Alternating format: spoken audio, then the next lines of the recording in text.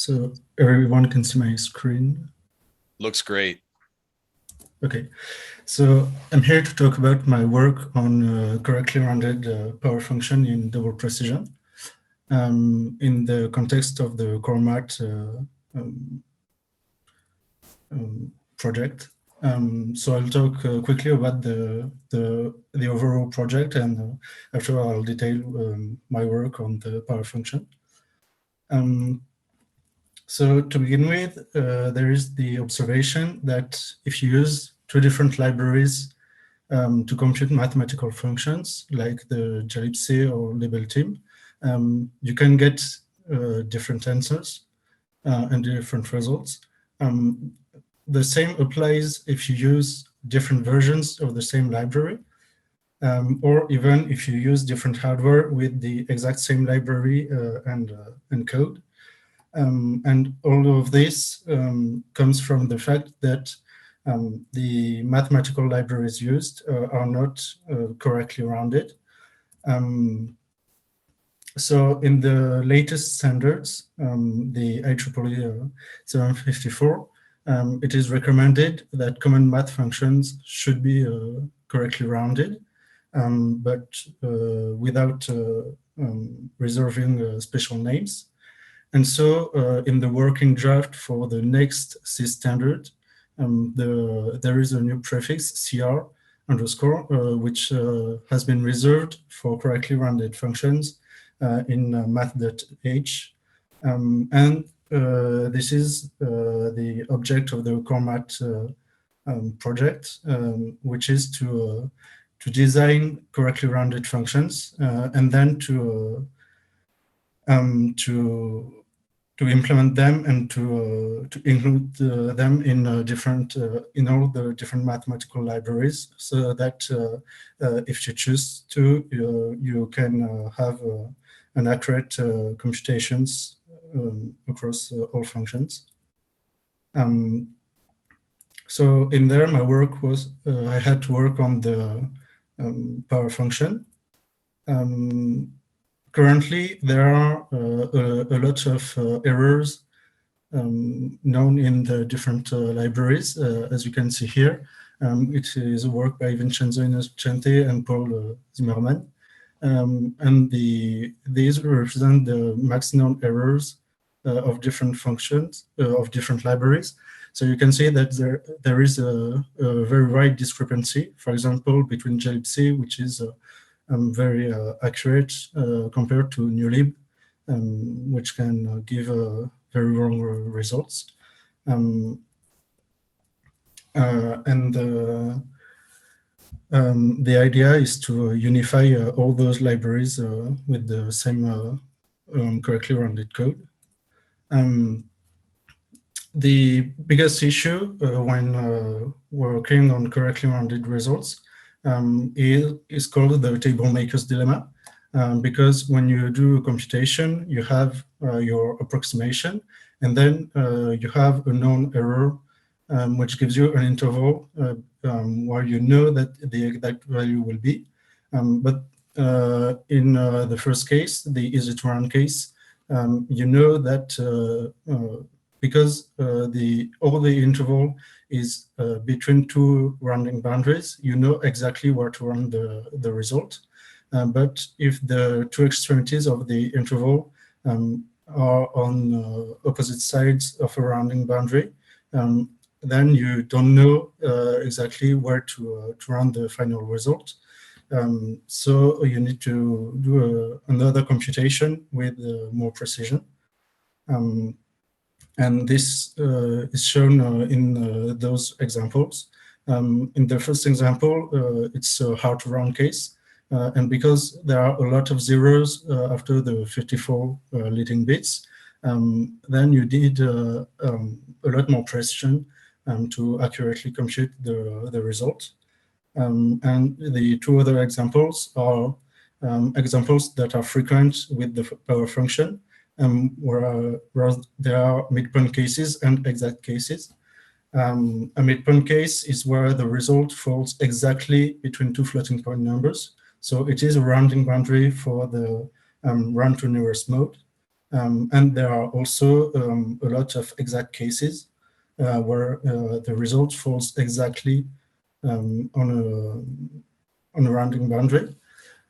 And so even with increasing accuracy, the two sides of the two extremities of the approximation interval will always run to different numbers. So we need to treat those cases especially.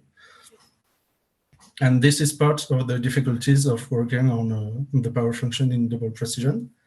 And the other difficulties are because we work on a bivariate double precision function, it is impossible to do an exhaustive check as the input space is 2 to the power of 128.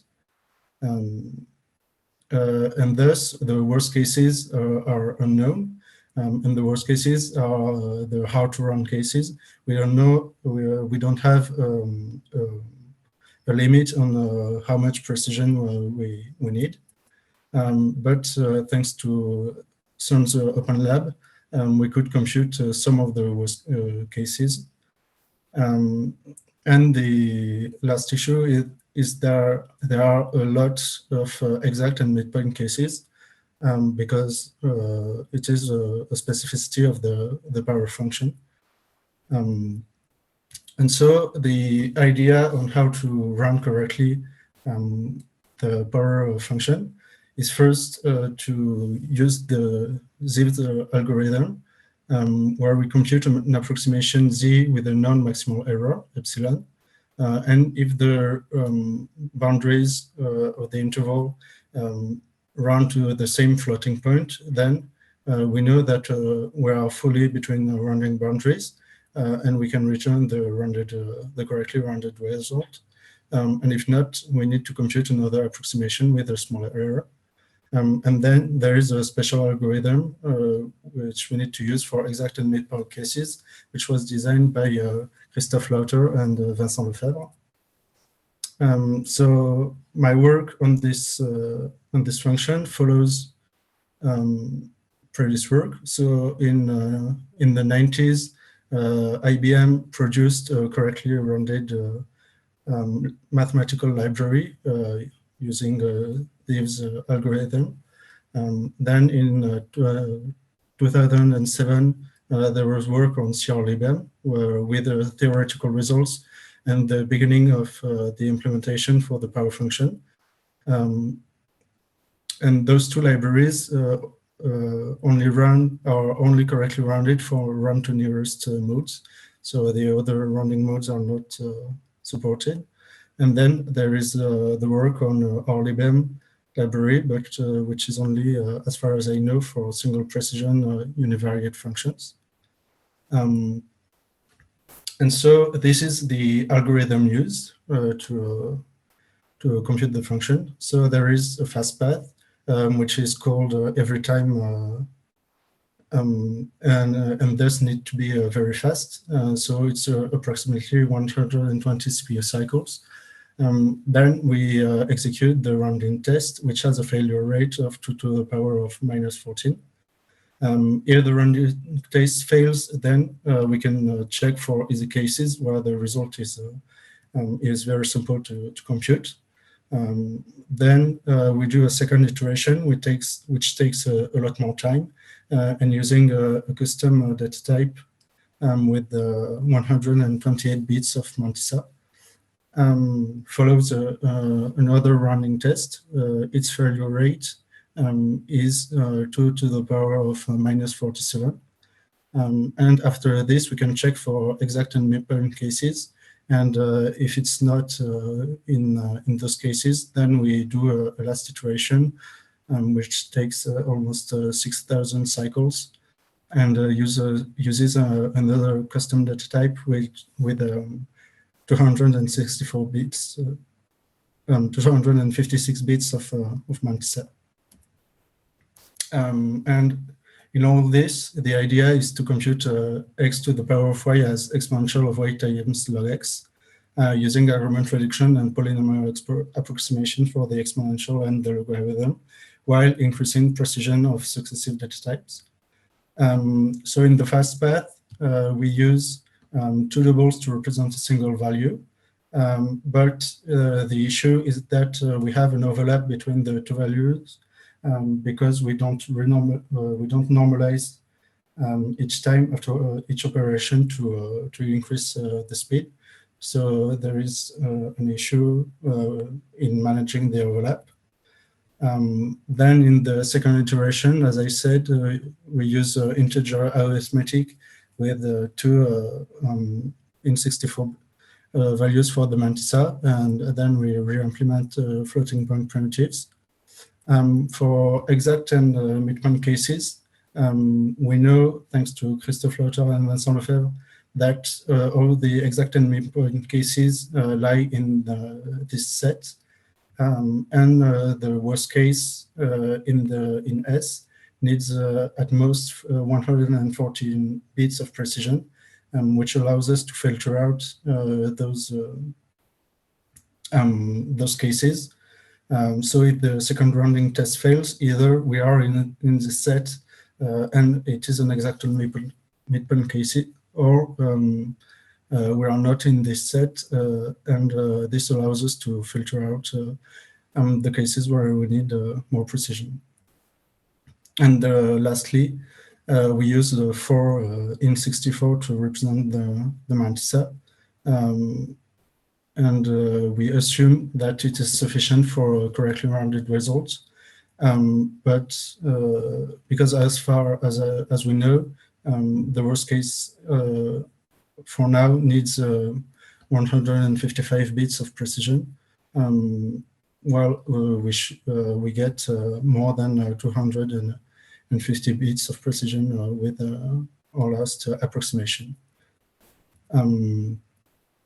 And finally, this is a comparison between the Cormat version and the Gelipsys version. So it's in number of cycles, it's around twice as slow as the Gelipsys.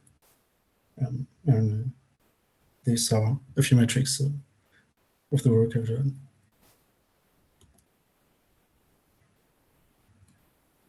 Great work, Tom. Thanks a lot. We are close on time, so I think maybe we will do one quick question while folks are, I thought maybe, okay. So one quick question is, you mentioned the failure rate, but what distribution are you assuming on the workload? We assume a uniform distribution of the results. Got it. Any other quick questions? Well, we got about a minute before we queue up Mathieu. Oh, Florent, please. Just when you mentioned that your formats for intermediate results is 128 and 256, and the accuracy of the polynomial evaluation is the same order of magnitude. So you have a relative error of the polynomial approximation used, which is 2 to the minus 256 or so? Yes. Yes, okay. And we had, oh, sorry. And in the chat, I see that Santosh wanted to know if I pre-computed polynomials. So the answer is yes. For all of the paths, we pre-computed the values of polynomials. And for the argument reduction, we use tables to retrieve pre-computed values. Perfect. So if there are more questions for Tom, please take them over in the Slack. Some discussion going on there, very excited, or come to a community meeting and we can talk more about core math.